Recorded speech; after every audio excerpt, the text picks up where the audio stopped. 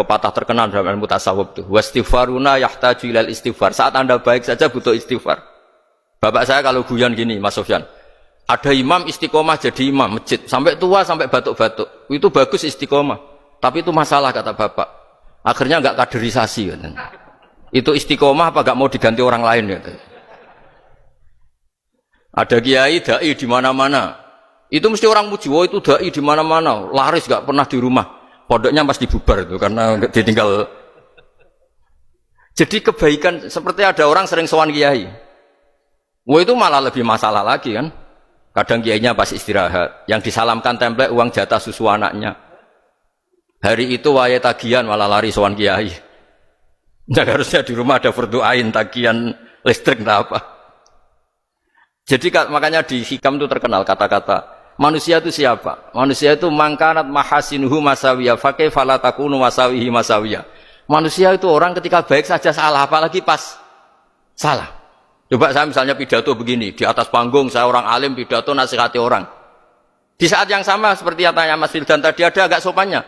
Di situ ada mungkin orang yang lebih sepuh timbang saya. Masa lebih muda kok di atas? Yang di bawah lebih tua. Ada enggak sopannya? Mau enggak pidato disuruh, mau di atas disuruh, enggak sopan sama yang. Tapi misalnya yang paling sepuh pidato enggak pernah ngaji kok pidato terus gimana? Artinya ketika kita baik saja ada salahnya, apalagi pas salah. Sebab itu ajaran Rasulullah itu suruh berdoa Rabbana dzalamna anfusana. Sebelum minta itu merasa ya Allah kita ini mendolimi diri kita sendiri. Karena dalam pilihan-pilihan itu pasti ada salahnya. Coba misalnya Anda bangun masjid habis 2 miliar. Yang harusnya 1 miliar sudah jadi. Terus nanti suatu saat ketemu Allah ditanya. Itu ada orang miskin, fakir miskin, yatim. Andai kan kamu sumbang 1 miliar itu sejahtera semua. Gara-gara kamu bangun masjid terlalu mewah. Ya tapi kadang-kadang orang kebaikannya itu orientasinya bangun masjid, gak tertarik nyumbang fakir.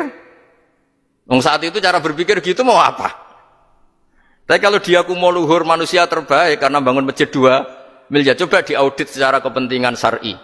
Penting mana dengan ngasih makan fakir miskin? Penting mana dengan menikahkan janda misalnya? Penting mana dengan pendidikan? Apa artinya masjid mewah orang nggak tahu halal haram, nggak tahu najis, nggak tahu cara sesuci, nggak tahu cara adzan yang benar. Terus penting mana untuk beli kitab sama dipakai masjid?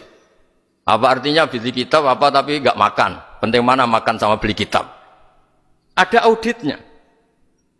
Makanya manusia itu ketika baik pun disuruh istighfar, apalagi ketika salah. Nah dengan perasaan seperti itu kebencian pada orang lain luluh karena potensi baik pada orang lain ternyata tinggi dan potensi salah ke kita juga tinggi.